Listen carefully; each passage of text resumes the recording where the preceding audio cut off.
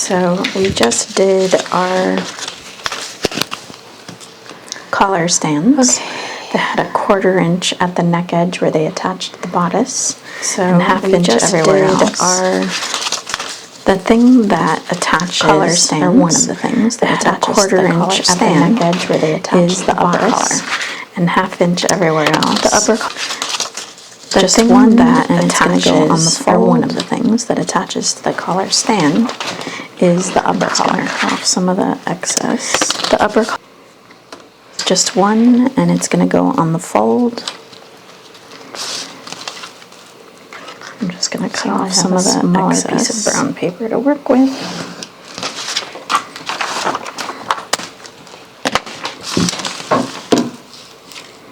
So that I have a smaller piece of brown paper to work with.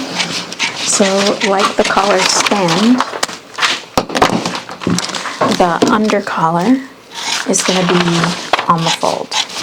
So I'm treating my brown paper like I would manila, and I have a piece that's big enough on the fold to accommodate. So I'm treating my brown paper on the fold like I would manila, and I have a piece that's big enough to accommodate. I'm just checking to make the collar. I'm going to have enough space on the fold for everything. It looks like I can scoot this down a little bit. So I'm just checking to make sure that I'm going to have enough space. Okay. For everything. So I'll just tape this down. I can scoot this down a little bit. Yep. Okay. So I'll just tape this down. Yep.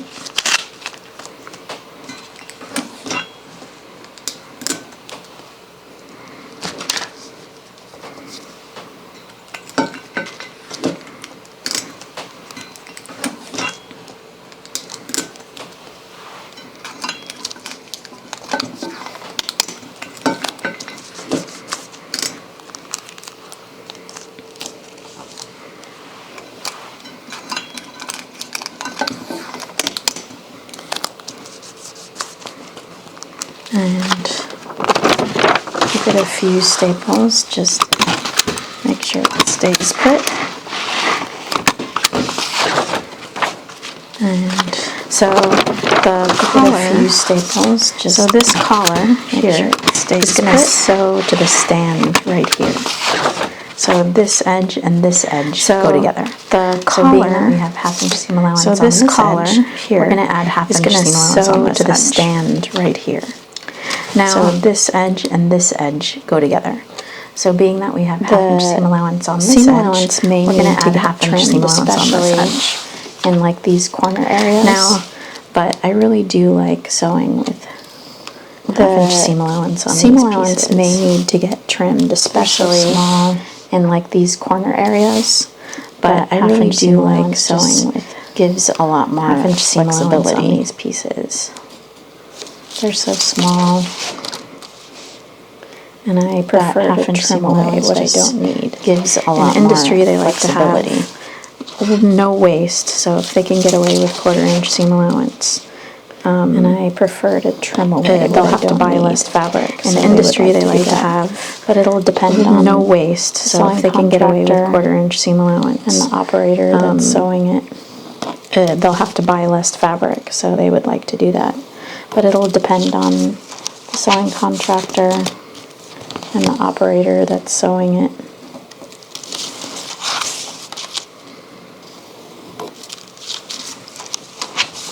So it looks like I am missing the tiniest little bit right there. And that is really annoying. It looks like I am missing the tiniest. But I'm going to have to tape some on. A little bit right there, and that is really annoying, but I'm gonna have to tape some on.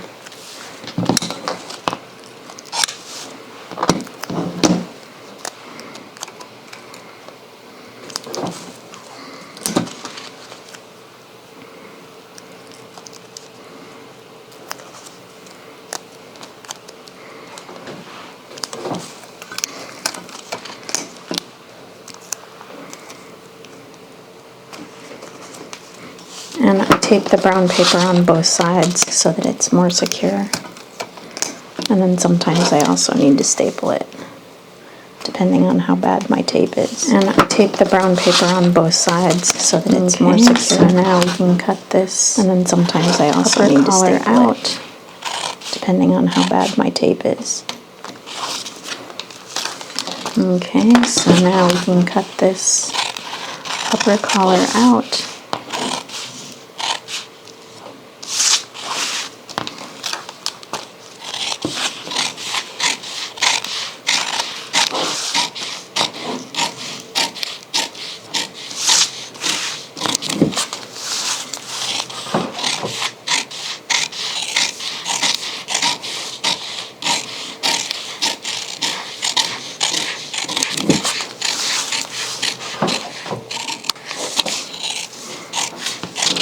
Ugh, I was missing a bit too. So annoying.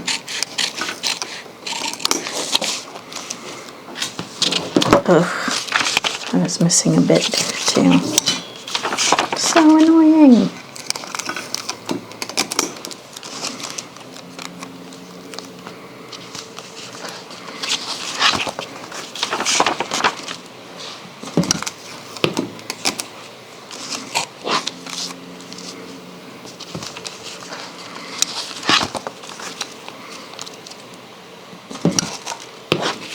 There we go. Alright. So I'll extend my, so again, this sews to this. There we go. So I'll extend my shoulder notch. So I'll extend my, so again, this sews to this and notch that. So I'll extend my shoulder notch into my seam allowance. And then I also have a double notch here. So I'll go ahead and notch that.